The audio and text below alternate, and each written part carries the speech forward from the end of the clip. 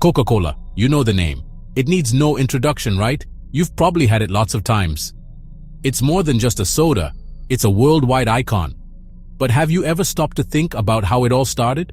The story is way stranger and darker than you might think. Coca-Cola's most famous secret is its formula. For decades, the company kept this secret locked up super tight. They say very few people know the whole recipe. All this secrecy turned into a big marketing tool. It created this mysterious vibe, making people even more curious. Coca-Cola's story starts in the late 1800s. This was the time of patent medicines, those miracle mixes, you know. Our story starts with a guy named John Stith Pemberton. He was a Confederate colonel in the American Civil War. Pemberton got hurt in battle. He was slashed in the chest with a saber. Like many soldiers back then, he was treated with morphine to ease the pain. Sadly, this led to a big problem: morphine addiction. Pemberton, who was a pharmacist, was determined to find a cure for his addiction. So, he started experimenting with different ingredients. He tried out coca leaves, where cocaine comes from, and Kola nuts, known for their caffeine. His first creation was a drink called Pemberton's French Wine Coca, a kind of French coca wine. But then, in 1886, Atlanta passed temperance laws, basically prohibition, which banned alcohol. This hiccup forced him to change his drink by taking out the alcohol. He ended up making a new syrup that was mixed with fizzy water over at Jacob's Pharmacy, and this new drink was first sold on May 8, 1886. At first, it was sold as a brain tonic and an option for people who couldn't drink alcohol. So what exactly was in this new brain tonic? The name Coca-Cola itself pretty much gives it away. Coca came from the coca leaf and cola from the cola nut. The original Coca-Cola formula had coca leaf extract. That means it had small amounts of cocaine. Yep, you heard that right. Back in the late 1800s, cocaine wasn't seen as the dangerous and illegal drug it is today. It was used a lot in medicines and tonics. The other key ingredient was the cola nut, a natural source of caffeine. So, the original Coca-Cola was a pretty powerful mix. It had the stimulating effects from the caffeine in the cola nut, and also the properties of the coca leaf extract that could affect your mood. The amount of cocaine in early Coca-Cola is still talked about today. Estimates vary, but it was a pretty small amount. The coca extract stayed in there for quite a few years. In 1903, the cocaine was mostly taken out. But still, a coca leaf extract without the cocaine stayed in the recipe for flavor. Pemberton really believed in the medicinal benefits of his creation. This original formula was what kicked off the drink's popularity. John Pemberton, even though he invented Coca-Cola, he didn't get rich from it, you know? He started selling parts of his company to different partners, and one of those guys was Asa Griggs Candler. Candler was a pharmacist and businessman from Atlanta, a guy with a real knack for business. He quickly saw the potential in Pemberton's unique drink. By 1891, he had complete control of the business for just about $2,300. Pemberton, sadly, passed away in August 1888, just 2 years after inventing Coca-Cola. Candler, on the other hand, was just getting started. He was a marketing whiz, ready to turn Coca-Cola from a local oddity into a national sensation. Candler's marketing tactics were bold and super innovative for the time. He understood the power of a brand like nobody else. He put the Coca-Cola logo everywhere and handed out tons of coupons for people to try the drink for free.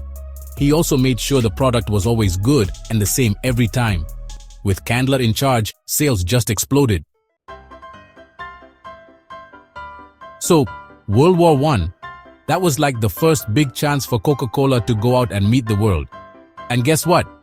Coca-Cola actually made its way to some American soldiers way over in Europe. The company started to get it, you know?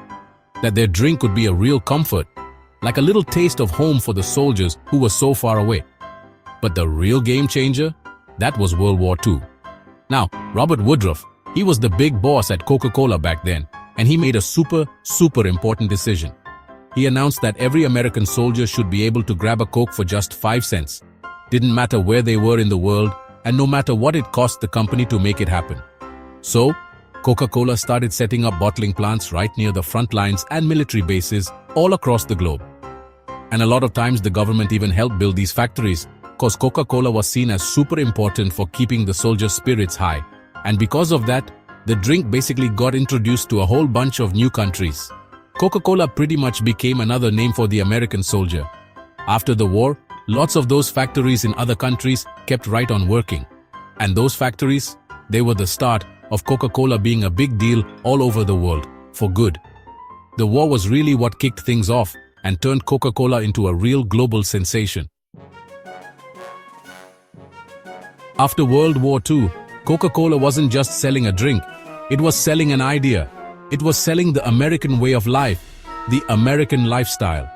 Its ads showed happy families, youthful energy, and perfect scenes of American life. Just think about the classic Santa Claus pictures that Coca-Cola made popular, or that famous "I'd like to buy the world a Coke" commercial from 1971. That was a big deal. They weren't just ads, they were cultural moments. The contour bottle, you know, the one with the curves.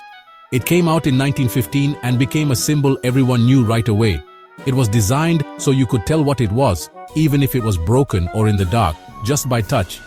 Coca-Cola actively shaped and reflected popular culture. Its ad campaigns often caught the spirit of the times. It sponsored big events like the Olympics, making its global presence even stronger. The brand's ability to connect with people's feelings was like no other. But this super powerful brand also made Coca-Cola a strong symbol. It became a cultural item, full of meaning and symbols.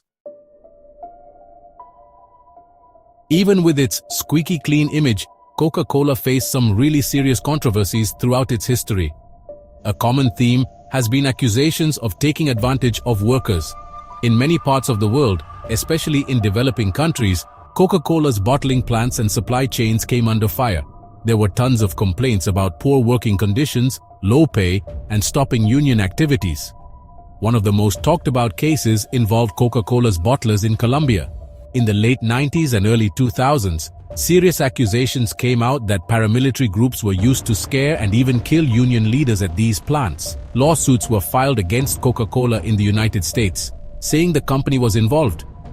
Even though the company denied it strongly, and in the end, American courts said they weren't directly to blame, the scandal really hurt Coca-Cola's image. And the controversies don't stop there. Getting mixed up in politics is also a tricky part of Coca-Cola's story. Being in almost every corner of the world means having to go with the flow in some really complicated political situations. Coca-Cola has been accused of making deals with strict governments to protect its business, turning a blind eye to a lot of things, you know, like sweeping things under the rug. And we can't forget about environmental issues, which have also caused a lot of headaches for the company. Using too much water, for example, became a huge problem, causing a lot of controversy. Besides the worker and political problems, Coca-Cola also faced a lot of questions about how it affects people's health. The main worry, of course, is the sugar. A regular can of Coke has a whole lot of sugar, like around 39 grams, which is like 10 teaspoons. Diets with lots of sugary drinks are linked to a bunch of health problems, including being overweight, type 2 diabetes, cavities, and heart problems. Health experts and many groups have been asking more and more for ways to cut back on sugary drinks. This includes things like sugar taxes, warnings on labels, and rules about ads for kids. Coca-Cola often fought against these ideas, standing up for its drinks and saying people should be free to choose what they drink. One of the most famous mess-ups in Coke's history was the New Coke disaster in 1985. To try and stop losing customers to its sweeter rival Pepsi, Coke decided to change its classic recipe. The new kind, called New Coke, was sweeter. What people thought of it was a total disaster, really, really bad. After just 79 days, the company gave up and brought back the old recipe, calling it Coca-Cola Classic. Even with all the controversies, the kind of shady secrets from the past, and the health debates that seem to never end, Coca-Cola is still going strong, a giant on the world stage. Their brand is still easily one of the most recognized and valuable on the planet. But how did they manage to handle all that and stay on top for so long? Part of the answer is their knack for adapting, for reinventing themselves. The company showed amazing flexibility to change up its marketing, products, and global plan, always keeping an eye on changes and what people wanted. The company didn't just stick with the original Coca-Cola. No. It expanded its product line a lot. Nowadays, you can find Coke Zero Sugar, Diet Coke, lots of Cokes with different flavors you never even dreamed of, and a whole bunch of other drinks that are from the Coca-Cola company. Like sports drinks, teas, coffees, and even plant-based drinks. And Coca-Cola's marketing? It's still out of this world, super sharp. They're all over social media, using influencer marketing with internet folks, and putting their brand on every big event to stay on people's minds and in their preferences, especially for the younger crowd.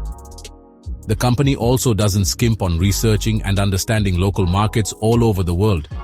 They change their products and marketing campaigns for each culture, for every little corner of the world. That way, Coca-Cola is global, but it feels like it was made just for us, like our Coke, you know? Coca-Cola, when you get right down to it, is a big mirror of global capitalism, showing the ups and downs, the wins and the struggles. It has influenced cultures, boosted economies, and quenched the thirst of billions. Yes, with a B of people all over the world. If you like this story, go ahead and subscribe to the channel and hit that notification bell. Here we uncover the hidden side behind the world's biggest brands, companies you use every day but never guessed what's really behind them. Comment down below, which company do you want to see in the next video? Your suggestion could be the next story we dive into. See you next time. And remember, not every soda is just sugar and fizz. Some carry secrets in their bottles that the world would rather not know.